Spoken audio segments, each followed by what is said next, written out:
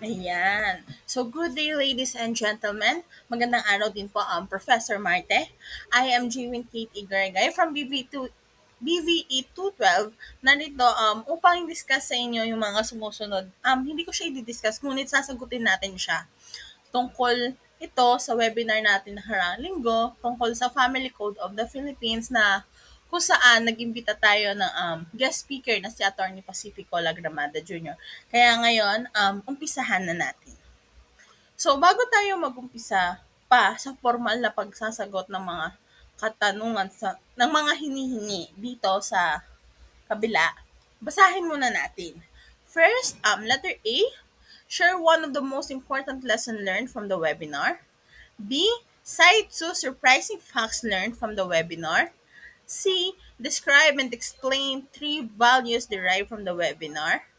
Letter D, share your four specific and personal commitments you intend to do as the result of the webinar. So, ready na ako sumagot at ready na tayo. So, let's start.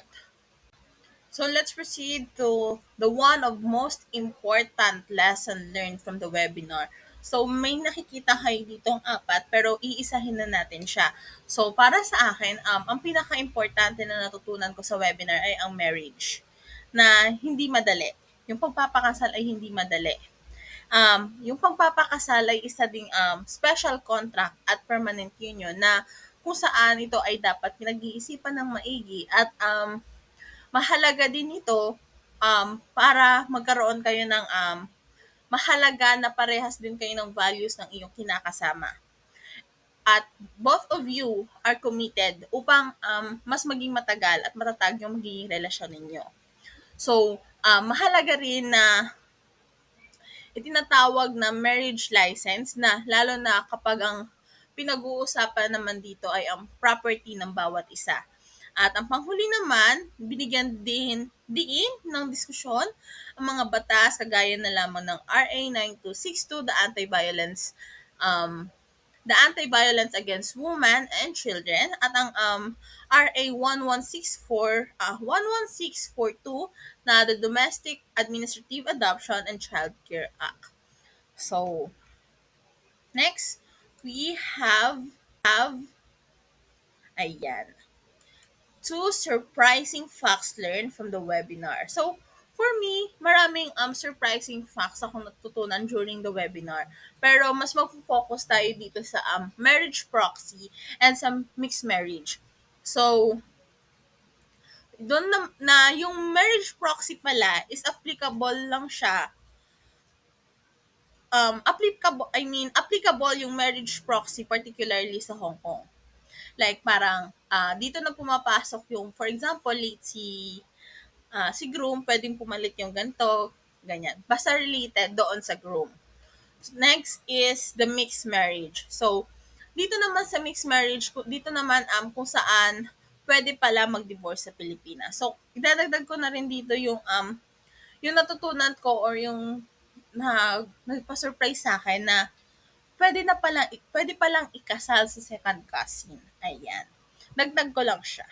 So, next, let's proceed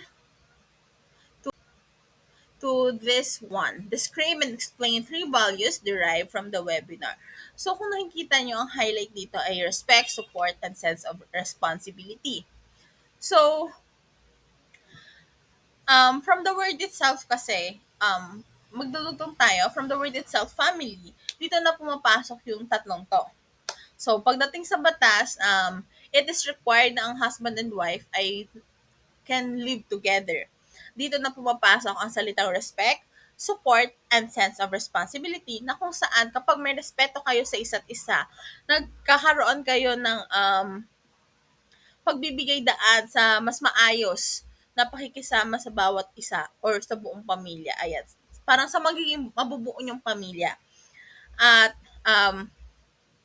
sa sense of responsibility naman na hindi lang yung responsibilidad mo hindi lang para sa pamilya mo, hindi lang para sa sarili mo, at para din sa bubuuhin mong pamilya. Ayan.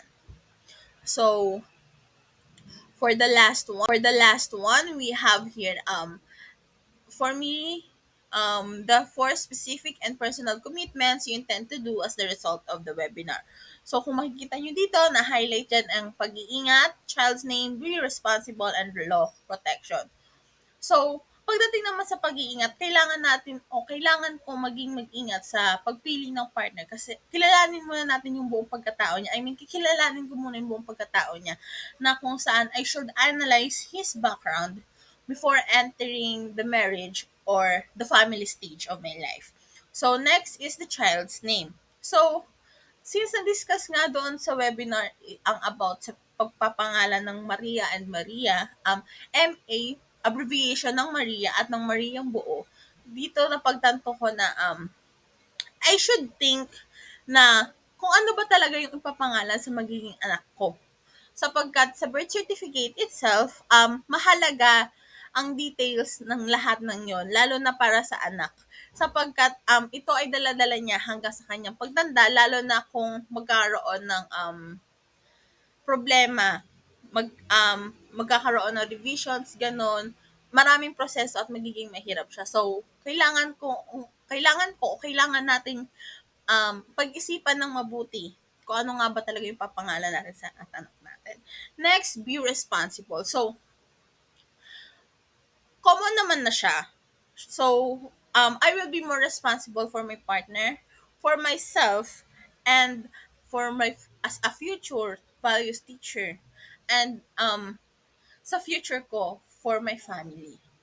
And next is the law protection. So, dito na pumasok yung sinabi ko kanina tungkol sa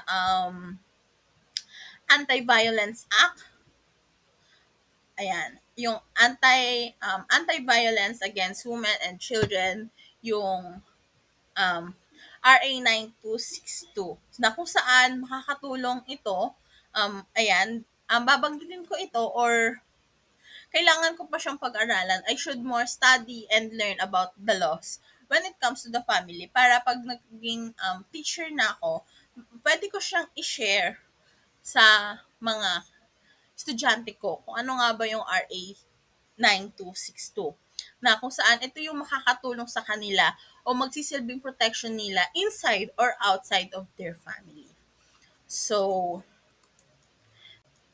that's it. Thank you very much for listening. Again, I am Jewin Kate Igarigay from BBE 212. Have a nice day.